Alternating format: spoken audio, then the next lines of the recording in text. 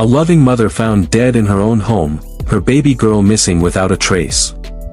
What began as a seemingly ordinary day in a quiet Connecticut town would quickly spiral into one of the most chilling mysteries the community had ever faced. The kind of nightmare that leaves neighbors locking their doors, police working around the clock, and families wondering how something so horrifying could happen so close to home. This is the haunting case of Christine Holloway and her missing daughter, Vanessa Morales, a story of sudden violence, unanswered questions, and a desperate search for the truth that still lingers years later. It was the first week of December 2019 in the small town of Ansonia, Connecticut. Winter had just started to settle in, and the streets were calm, dusted with a thin layer of frost. In a neighborhood where people took pride in knowing each other's names, a strange silence began to grow around the modest home of 43-year-old Christine Holloway. Christine wasn't just another resident, she was a respected special education teacher, known for her patience, kindness, and deep devotion to her students. But above all, she was a loving mother to her 1-year-old daughter, Vanessa, who was the center of her world. That morning, Christine's absence was noticed almost immediately. A coworker, puzzled that she hadn't arrived at school, tried calling her. The phone rang, but there was no answer. Another friend tried texting, but the message went unread. By late morning, those who knew her best began to feel that something was terribly wrong. Christine was the kind of person who showed up early, kept her commitments, and always put her responsibilities first. For her to disappear without a word, and with a baby at home, simply didn't make sense. At around noon, Ansonia police received a call requesting a welfare check. Officers were dispatched to Christine's home. Expecting perhaps a minor emergency, maybe she had fallen ill, or was visiting family and forgot to tell someone. As they approached the small, well-kept house, the neighborhood looked peaceful. But appearances can be deceiving. The front door was closed, the blinds drawn, and no sounds came from inside. A light knock went unanswered. A second knock, still nothing. When officers finally entered, the air inside felt heavy, almost suffocating. The living room told the first part of the story: toys scattered on the floor, a bottle on the coffee table, a child's blanket draped over the arm of a chair. It looked as if life had been interrupted, abruptly and violently. The home was eerily quiet, the kind of quiet that makes your instincts scream that something is wrong. As they moved through the hallway, officers reached one of the bedrooms, and that's where they found her. Christine Holloway lay motionless. She had been brutally beaten in what could only be described as a violent and personal attack. There were no signs of forced entry, no shattered windows, no broken locks, suggesting that she may have known her attacker. For a moment, officers thought they had uncovered the worst of it. But the nightmare was just beginning. Because someone else should have been in that house. Vanessa, Christine's 1-year-old daughter, was nowhere to be found. Her crib was empty. Her clothes, her toys, her tiny shoes, all still there, untouched. But Vanessa herself was gone. The realization hit the officers instantly: they weren't just looking at a homicide scene. They were looking at the starting point of a child abduction. What began as a routine welfare check had now transformed into a dual emergency, a murder investigation and an urgent missing child search. And in that moment, time became the enemy. Every passing hour without finding Vanessa meant the chances of bringing her home safely were slipping away. Christine Holloway's death wasn't just another statistic on a police report, it was an act of violence that left a permanent scar on everyone who knew her. She was described by friends as gentle, selfless, and endlessly patient. Her students, many of them with special needs, adored her because she treated them with dignity and warmth. In the classroom, she was a steady presence. At home, she was a doting single mother, fiercely protective of her baby girl, Vanessa. The thought of Christine being gone was unthinkable, and yet, the reality inside that bedroom told a story too brutal to ignore. The crime scene investigators moved in quickly, documenting every detail. Christine's body showed clear signs of a violent beating. This wasn't a quick or accidental death. The attack had been personal, fueled by rage or desperation. Experts on the scene noted the lack of forced entry, which suggested Christine either knew her killer or trusted them enough to let them inside. This detail would become critical in the investigation because it narrowed the suspect pool. As officers worked the scene, the emotional weight of what they were uncovering began to sink in. Christine's phone was still in the house. Her purse was there too. Even her winter coat hung neatly by the door, untouched. All the items she would have taken with her if she'd simply left voluntarily were still in place, which meant Christine hadn't gone anywhere willingly. Whatever happened to her had happened fast, right here, inside her own home. But what made the tragedy even more unbearable was the lingering question: where was Vanessa? A 1-year-old child is entirely dependent on the adults around her for survival. Without food, warmth, or protection, she couldn't survive for long. Every officer in that house understood the same grim truth: the person who had killed Christine had also taken Vanessa. And that meant the clock was ticking. Detectives began piecing together a timeline. Christine had last been seen the day before, attending a church service with Vanessa. Multiple people remembered seeing them together, both happy and healthy. There was nothing unusual about their behavior, no sign that anything was wrong. After that, Christine's whereabouts became a mystery. Calls made to her that night went unanswered. By the next day, she was dead, and her baby was gone. Neighbors were shocked. This wasn't the kind of place where murders happened, let alone child abductions. People in the community began to worry not just for Vanessa, but for their own safety. If someone was capable of committing such an act here, what was stopping them from striking again? As word spread through the town, Christine's loved ones were forced to process the unimaginable. Not only had they lost her in a sudden, violent way, but Vanessa's fate was now uncertain. Was she still alive? Was she safe? And most importantly, who had taken her, and why? For investigators, one thing was clear. This wasn't a random break-in. This was a targeted attack, one with layers of motive they had yet to uncover. And somewhere out there, the key to solving both the murder and the abduction was waiting to be found. From the moment officers realized that 1-year-old Vanessa Morales was missing, the entire tone of the investigation shifted. Christine Holloway's murder was already a devastating crime, but now, a vulnerable child's life was hanging in the balance. Police knew they weren't just dealing with a homicide, they were in a race against time. In child abduction cases, the first 24 hours are the most critical. Every minute that passed without finding Vanessa meant the chances of her safe return were slipping away. The Ansonia Police Department immediately issued an Amber Alert, flooding local news channels, radio stations, and cell phones with Vanessa's photo. Her big brown eyes and small, round cheeks stared back from missing posters, urging anyone with information to call the tip line. Law enforcement agencies from across the state joined the search, combing through neighborhoods, knocking on doors, and speaking to anyone who might have seen something. Helicopters scanned the area from above, while K-9 units searched on the ground, following any possible scent trail that could lead to the missing baby. But the challenges were enormous. For one, investigators had no idea how far Vanessa might have been taken. If her abductor had left the area quickly after Christine's murder, they could be miles, even states, away. Every new lead had to be followed, and every false alarm cost precious time. Several residents reported seeing a man carrying a small child, but each sighting ended without a confirmed match. The emotional weight of the search was crushing. Friends, neighbors, and even complete strangers joined in, passing out flyers and checking their own properties for signs of the little girl. Parents in the community clutched their children a little tighter, haunted by the thought that such a tragedy could strike so close to home. News outlets kept Vanessa's story in constant rotation, and the image of her innocent face became burned into the public's memory.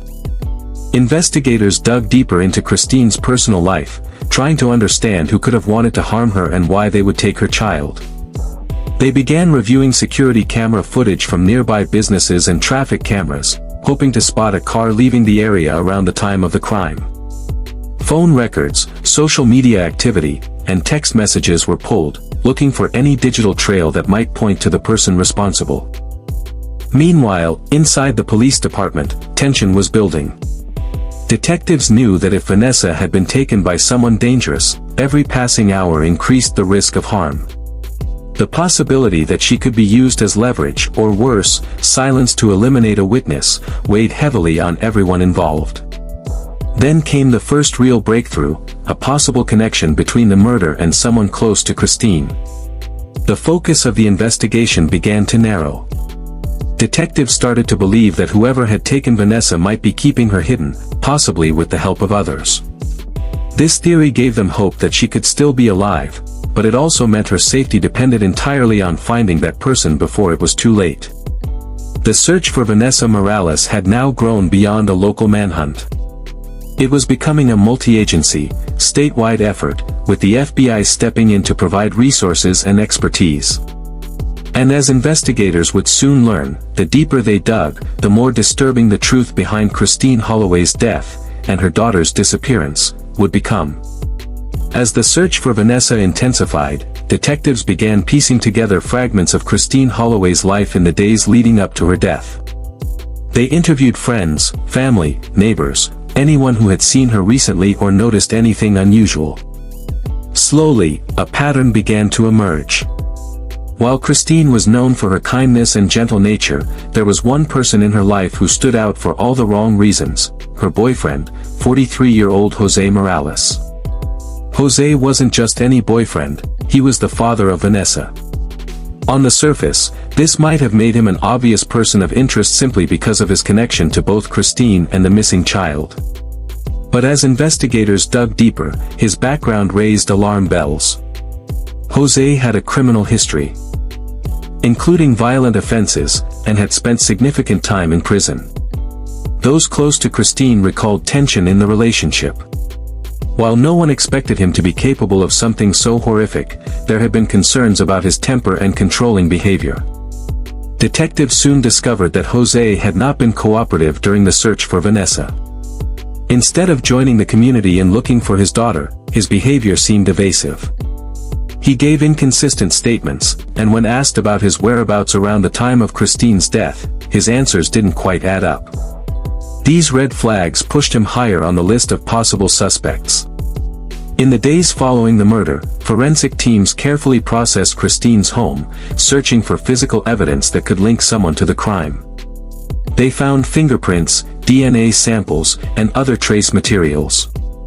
When the results came back, a chilling confirmation emerged: Jose Morales' DNA was present in the home at the time of the murder. While it was not entirely unexpected for a live-in boyfriend to have traces in the house, the locations where it was found, and the way it connected to the crime scene, painted a far more sinister picture. Meanwhile, police began tracing Jose's movements in the hours after Christine's death.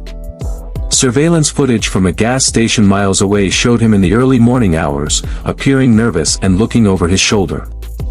He was driving a car that would later be found to contain items belonging to both Christine and Vanessa.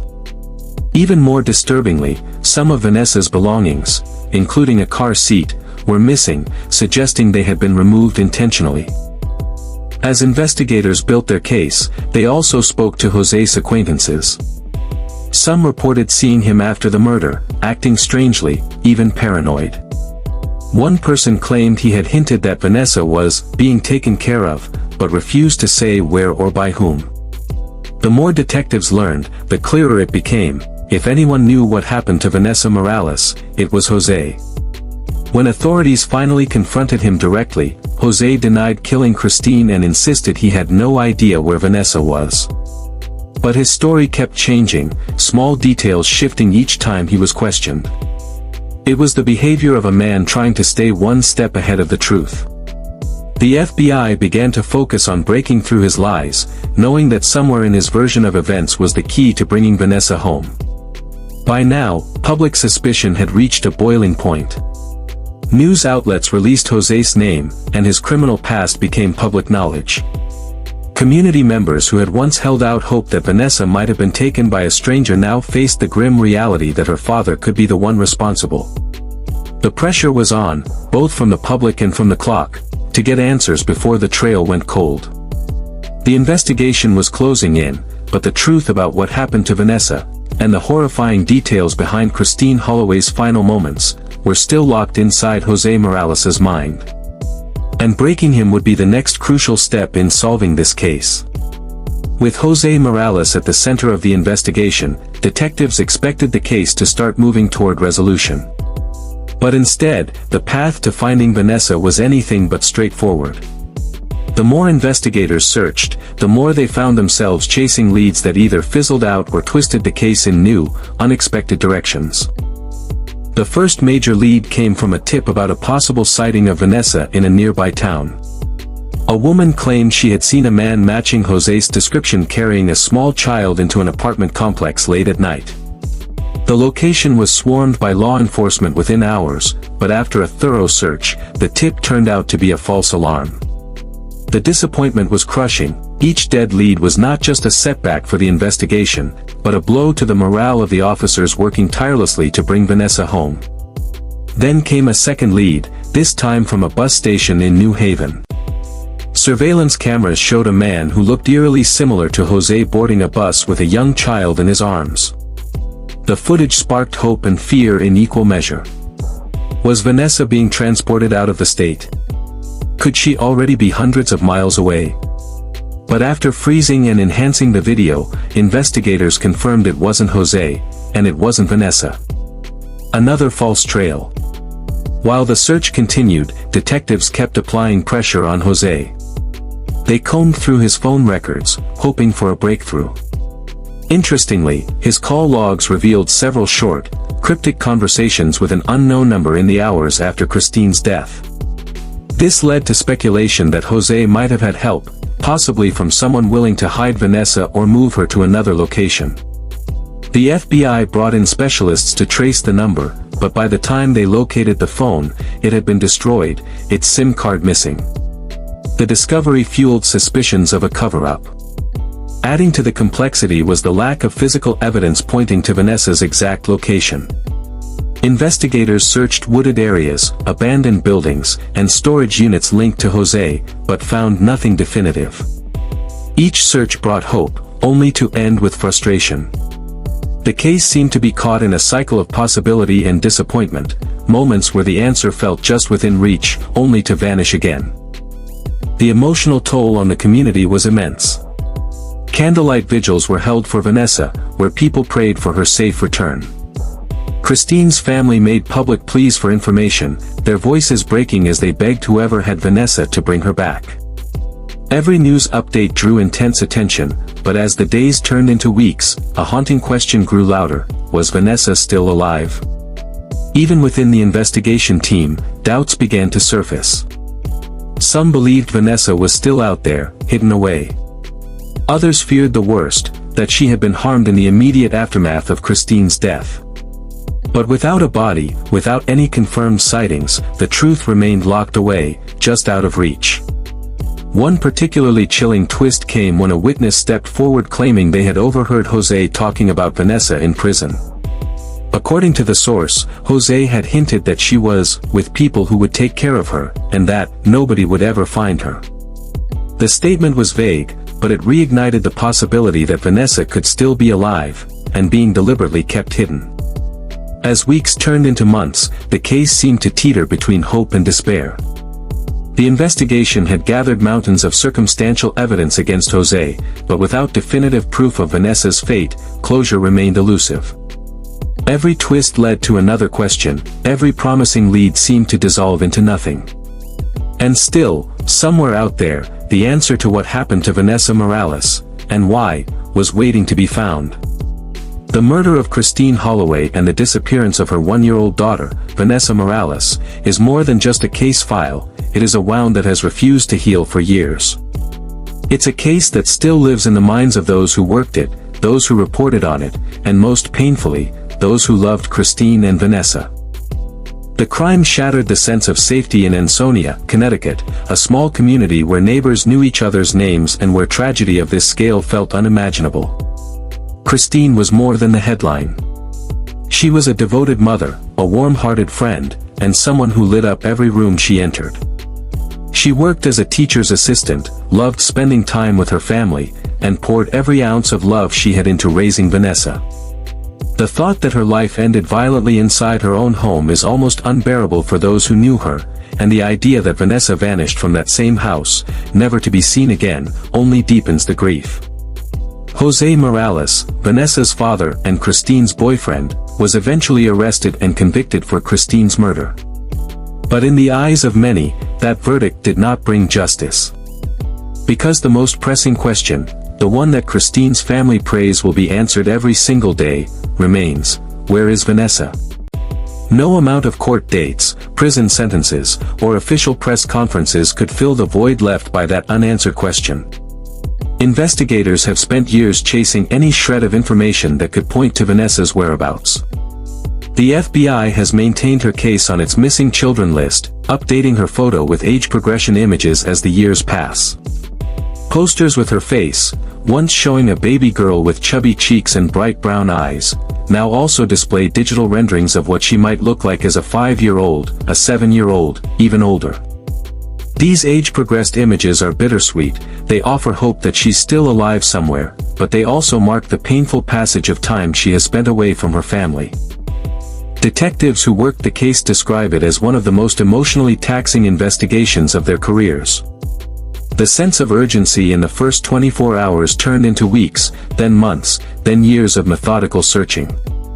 They've followed hundreds of leads, tips from people claiming to have seen a girl who looked like Vanessa in grocery stores, playgrounds, or other states entirely. They've sifted through online reports, anonymous letters, and jailhouse whispers.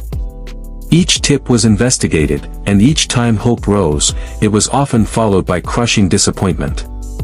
Christine's family has been left in an unthinkable position, mourning the murder of a daughter, sister, and friend, while also living in a constant state of what if about Vanessa. Every time the phone rings unexpectedly, every time they hear about a recovered missing child on the news, they wonder if this could be the moment they get their answer. Holidays are particularly brutal. Birthdays that should have been celebrated with balloons, cake, and presents instead become quiet days of reflection and grief. The community of Ansonia hasn't forgotten either. Every so often, there are candlelight vigils, where neighbors and strangers gather with candles and photos of Vanessa, their flickering light symbolizing the hope that still remains. Local volunteers have organized searches, not because they expect an immediate breakthrough, but because they refuse to let the case fade into obscurity. Yet the most haunting element of this story is the knowledge that someone, somewhere, knows exactly what happened to Vanessa Morales. Whether she was placed into the care of someone else, hidden away, or met a fate too awful to imagine, that truth exists. It lives in the mind of at least one person, and perhaps has been whispered to others. Over time, secrets have a way of slipping.